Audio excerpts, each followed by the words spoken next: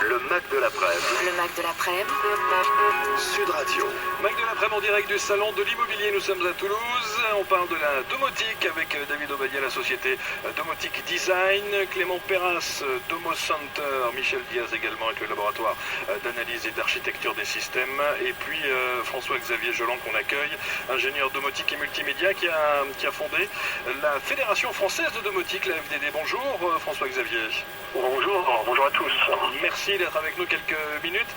Je reviens vers vous dans 2 petites secondes pour que vous nous donniez votre sentiment justement sur l'état d'esprit des Français face à la domotique. Et Dieu sait qu'on a eu quelques chiffres et quelques commentaires des spécialistes. Mais justement, David, Clément, Michel et François-Xavier, il y a ce chiffre, puisqu'on est dans le sud-ouest, à Toulouse, pour le salon de l'immobilier, les régions de France où l'on investit le plus dans la domotique.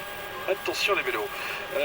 Numéro 1, le sud-est, avec 25%, le nord-ouest avec 23%, en IDF 21%, ça descend, hein. Le nord-est 18% et les bons derniers, le sud-ouest, 2 fois moins d'investissement dans le sud-ouest. Est-ce qu'il y a une explication là-dessus, à votre avis, David Obadia ou Clément ou Michel? Vous auriez une explication là-dessus ou pas? Côté sud-est, j'ai l'explication. Oui, il y a plus de personnes âgées peut-être? Pas forcément, il y a aussi, dans le sud-est. Il y a aussi le côté... on est sur la côte, on a des très très beaux projets, des très très belles maisons aussi, Ouais. des gens avec Plus de moyens. aussi. Ouais. Donc oui, ça Ça peut s'expliquer. Alors le sud-ouest, Alors sud-ouest, on est les bons derniers, 12%, 2 fois moins que le sud-est. Ça laisse pour toi, David. Hein. Ah oui, je ne sais pas expliquer là. Michel non plus, pas d'explication. Non, ça prouve qu'on est bien comme ça. Et que... bien.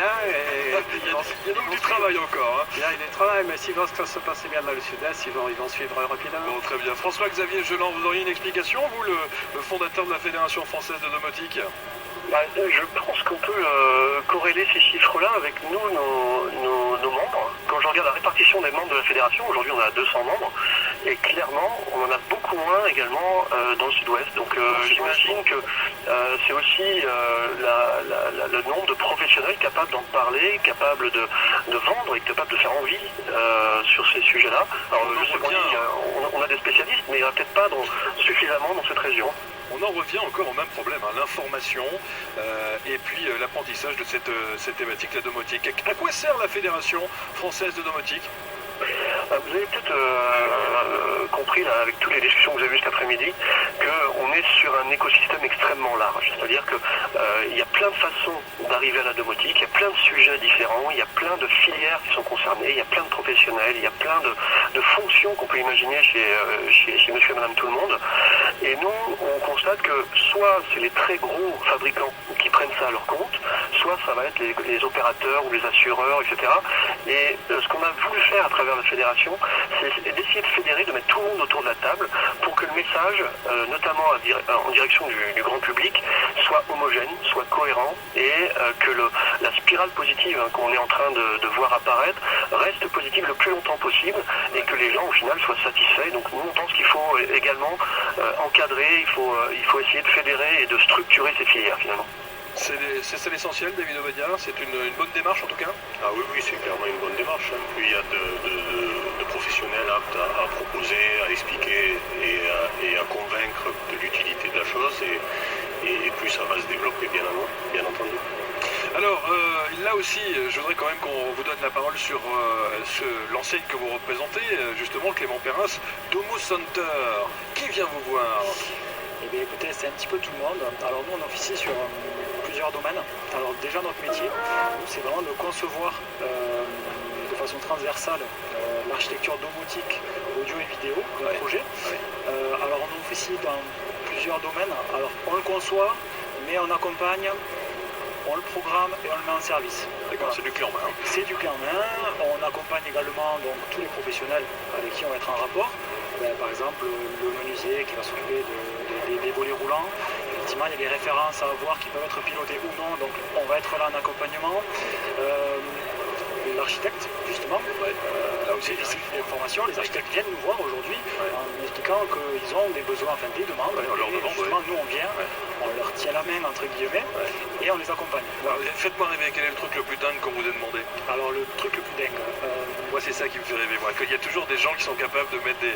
Quand je vous parlais tout à l'heure du vaisseau Enterprise de Star Trek, je suis sûr qu'il y a des gens qui transforment leur maison en vaisseau Enterprise. Est-ce que ça vous est arrivé, ça? Il y a des trucs incroyables. il y a de tout. Alors effectivement, l'un des plus extravagants, bon, disons qu'on peut répondre à tout un ensemble de demandes aujourd'hui, même complètement toutes les demandes. Aujourd'hui, oui, on a une personne qui est très friande d'objets d'art, tout simplement. Que ce soit tableau ou statuette. Alors chez elle, il y a plein de jeux de lumière, toute une ambiance lumineuse très intéressante qu'on a conçue. Justement, lors d'événements, justement de soirées ou de réceptions qu'elle va faire chez elle, en appuyant sur un bouton, on a tout un jeu d'illuminer. Exactement, et puis on a surtout tout un jeu de lumière où on va éclairer une statuette après l'autre. Voilà. Et on va coupler ça avec de la musique. Voilà, ça c'est évidemment. Ça c'est des choses qui font rêver, évidemment. Ça fait rêver. David Obadia, est-ce qu'on peut avoir une application qui est susceptible de me faire couler un bain et au moment où j'arrive à la maison, j'ai juste à me tremper dans le bain? Je pensais que vous alliez me poser la même question, donc j'étais en train de réfléchir. Moi, j'aurais pas été capable de vous répondre comme ça, puisque je suis une jeune entreprise. Par contre, je sais ce qui me fait rêver.